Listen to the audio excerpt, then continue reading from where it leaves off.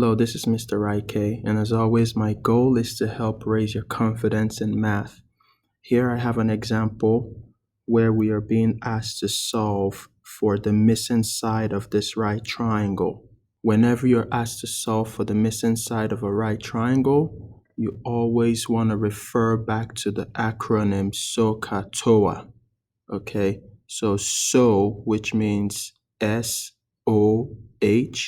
right? The S stands for sine, the O stands for opposite, the H stands for the hypotenuse. Then you have your CAH, which is CAH. The C stands for cosine, the A stands for adjacent, the H stands for hypotenuse. And finally, you have your TOA. The T stands for tangent, the O stands for opposite, and the A stands for adjacent. I have a full detailed video about how to apply this acronym SOHCAHTOA. You can find the link right now above your screen. So over here in the problem, the question is, which of these am I going to apply to this problem? Will I be applying the SO, which is sine equals opposite of hypotenuse? Will I apply the CA, which is cosine equals adjacent of a hypotenuse? Or will I apply the TOA, which is tangent equals opposite of a adjacent? So how do you know which one to apply? Well, you consider the location of the angle first. As you can see, the angle 15 degrees is located right here on the bottom right. Which sides are available to me? As you can see, the opposite side of 15 is available, which is x. Okay, so let me draw an arrow to show you the opposite. So the opposite side is always going to be the side that is directly across the angle. So we have an opposite side available. What other side do we have available in the problem? We also have an adjacent side available, the 5. Okay, so we have the opposite, which is x, and we have an adjacent side, which is 5.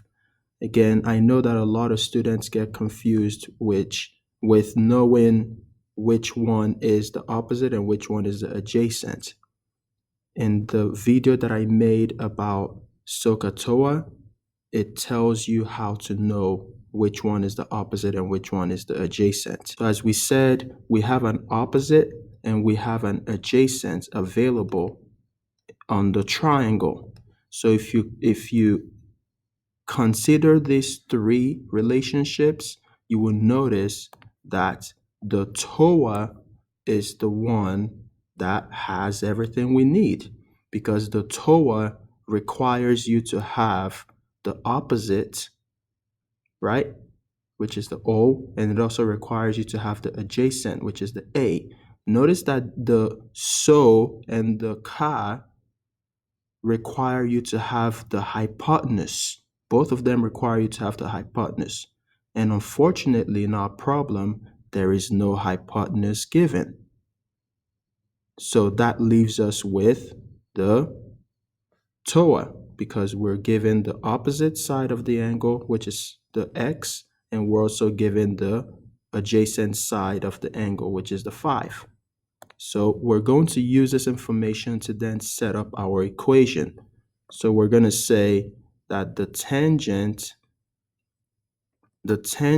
of 15 degrees equals, right? So that's the t right here. Okay, so remember it's TOA, so it's t. T stands for the tangent of 15 degrees in this case, and it equals O over A. So what side is the opposite? That's the x. So it's going to be x. And what side is the adjacent? That is the 5. Okay, so we're going to have x over 5. Okay, so we basically used the TOA we basically used the TOA to set up our equation. So tangent of 15 equals the opposite side of 15, which is x, over the adjacent side of 15 degrees, which is 5. Okay, so now all we have to do is solve this equation and we are done. Now, how do we solve the equation? How do you solve an equation that has a fraction? The best way to solve the equation that has a fraction is by cross multiplying, especially if it's a simple equation that has a fraction. You always just want to cross multiply to make your life easy. So what I like to do is I like to put a over 1 under it, and then I just draw my arrows. Okay, so you cross multiply, you're going to go x times 1, okay, for our cross multiplication. So it's going to be x times 1. So we're cross multiplying the x and the 1. And then on the other side, we're going to cross multiply the 5 and the tangent of 15. Remember, tangent of 15 is something that we're going to find on a calculator, on your scientific calculator. So we're not just doing 5 times 15. Be aware of that. You still have to find what the tangent of 15 is. So don't just say 5 times 15, okay? Because 15 is not actually what we have here. It's tangent of 15, which is something that you're going to find on a calculator. And I'm going to show you guys how to find it, okay? So let's finish this off. X times 1 is x. And then this equals 5 times whatever the tangent of 15 is. And to find the tangent of 15, all you have to do is use your scientific calculator. And for me, my most favorite scientific calculator is actually on Google. So go ahead and open up a new tab on Google. So here is my Google tab, and I'm literally going to type in calculator into Google.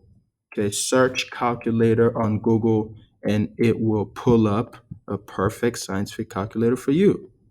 Okay, now there are a few things that you have to make sure you do here. You have to make sure you're in degrees, okay, because it's 15 degrees, right, that we're looking for. So make sure you select degrees first. You see how it's highlighted now in black?